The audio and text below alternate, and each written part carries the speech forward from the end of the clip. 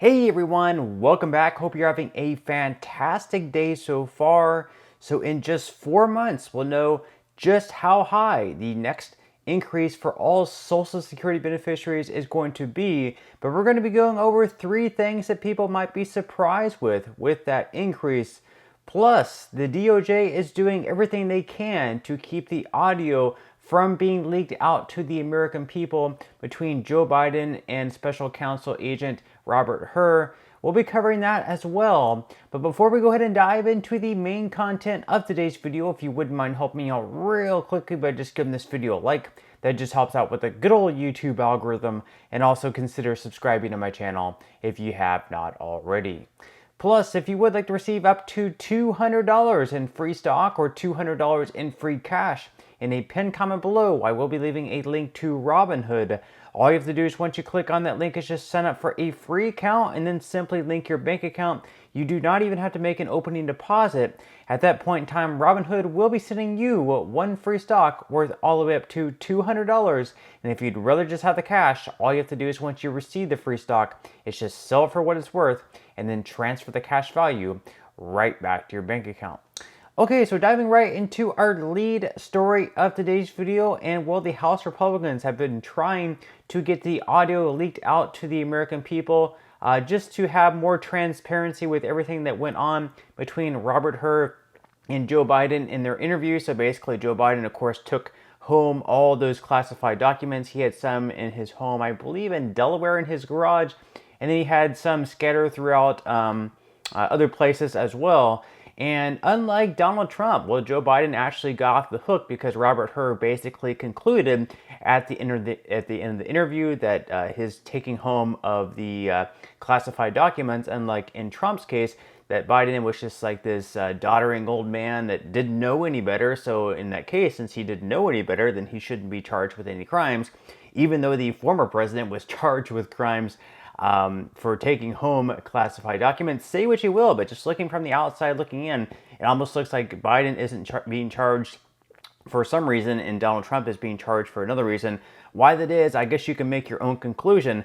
But according to The Hill, the Department of Justice pushed back against the release of audio recordings of President Biden's interview with Special Counsel Robert Hur, citing concerns that deepfakes could emerge.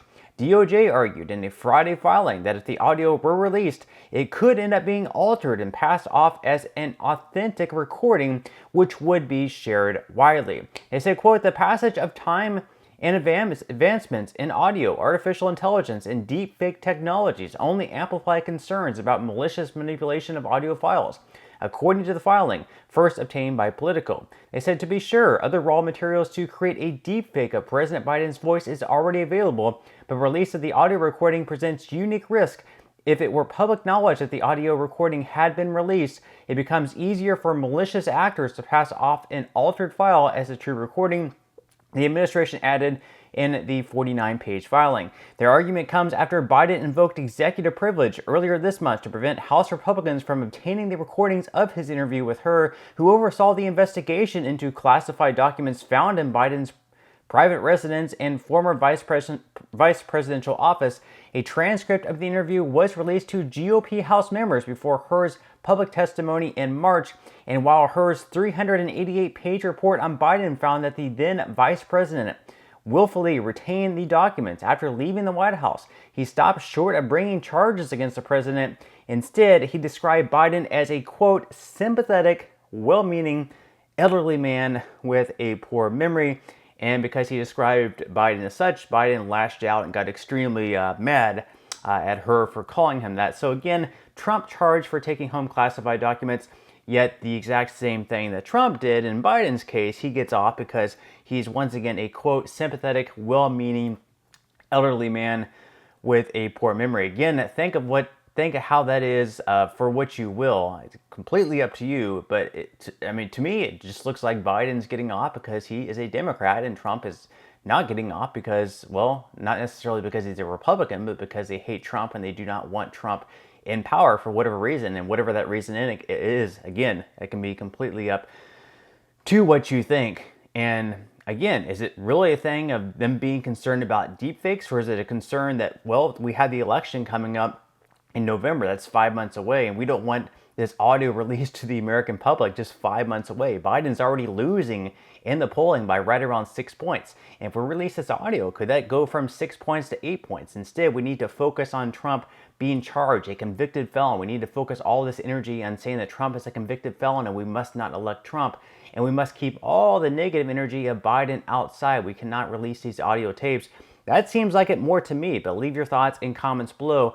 Now, in some other news, of course, in just 4 months away, we are going to know what the next increase is going to be for all beneficiaries of Social Security. That's because in the middle of October, every single year, they do have the third quarter data for the CPIW, which they can compare to the third quarter data of last year for the CPIW, and therefore come up with what the cost of living adjustment is going to be. In the most recent estimate, they did come out to right around 2.66%, but a lot can change from now and then. So we're going to be going over 3 reasons why some people might be shocked with what this number happens to be. We're going to be covering this article here by the Motley Fool. They say 3 reasons retirees could be surprised by the most recent 2025 Social Security cost of living adjustment forecast.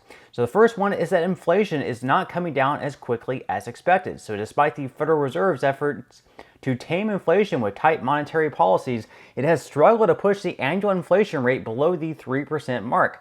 Meanwhile, its long-term goal is to get inflation back to about 2%. The CPIU, the most commonly cited measure of the Consumer Price Index, has increased by an average of 3.3% in the first 4 months of the year. It climbed 3.4% in April. As such, it may be hard for many to see the average inflation rates falling down into the mid 2% range in just a few months. So that's the first surprise. The second one is that seniors don't expect inflation to come down anytime soon. So the average 1-year inflation expectation among consumers aged 60 and older is 3.2%, according to the most recent survey data from the New York Fed. That's in line with inflation experience in the third quarter of last year, although it's been higher to start the year. That means seniors don't expect meaningful progress from the Fed by the end of this year.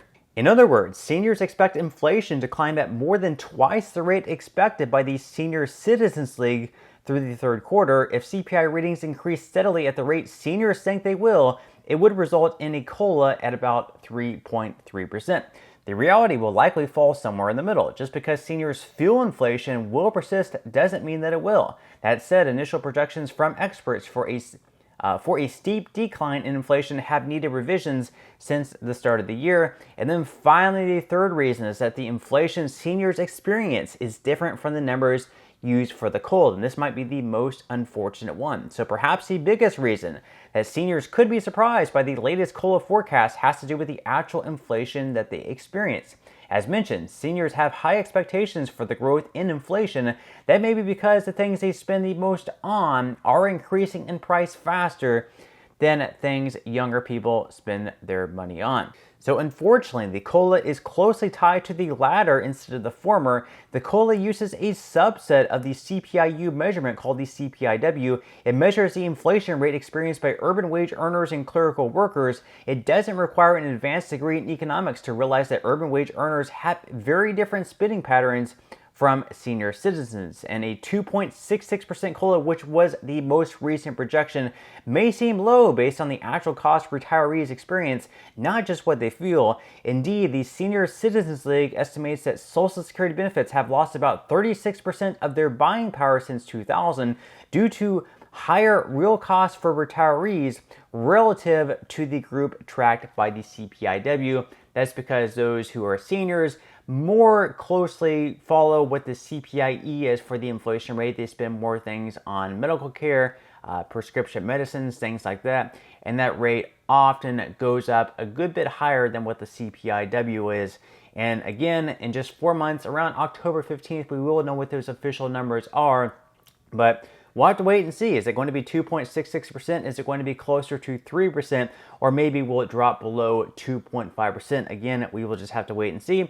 But that's all we have for today's video. I certainly hope you enjoyed and found value out of it. If you did, again, I would greatly appreciate it if you could give this video a like. Consider subscribing to my channel if you have not already.